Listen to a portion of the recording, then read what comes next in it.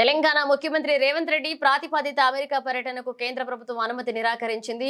ఫలితంగా ఆయన పర్యటన రద్దయింది. కేంద్రం తీసుకున్న ఈ నిర్ణయంపై ఇండియన్ ఓవర్సీస్ కాంగ్రెస్ అమెరికా విభాగ తీవ్ర అభ్యంతరం వ్యక్తం చేస్తూ ఇది కేంద్ర ప్రభుత్వ ద్వంద్వ వైఖరికి నిదర్శనమని ఆరోపించింది.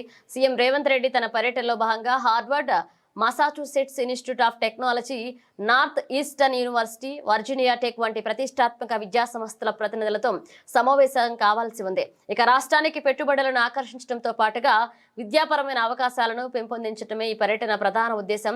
అయితే ముఖ్యమంత్రి హోదాకు పర్యటన లక్ష్యానికి తగిన స్థాయిలో ఈ కార్యక్రమాలు లేవు అని పేర్కొంటూ కేంద్ర విదేశాంగ శాఖ అనుమతి నిరాకరించింది. కేంద్రం నిర్ణయంపై ఐఓసీ అమెరికా విభాగం తీవ్రంగా స్పందించింది. గతంలో గుజరాత్ ముఖ్యమంత్రి అమెరికా పర్యటనకు అనుమతి ఇచ్చిన కేంద్రం తెలంగాణ సీఎం పట్ల వివక్ష చూపడం రాజకీయ కక్ష సాధింపేరన్నారు.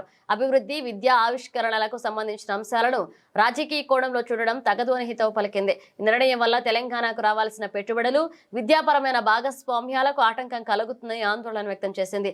ఇదిలా ఉండగా సీఎం పర్యటన రద్దయినప్పటికీ రాష్ట్ర అధికారుల బృందం మాత్రం ముందుగా ఖరారైన కార్యక్రమాల్లో పాల్గొనేందుకు అమెరికా పయనం కానుంది.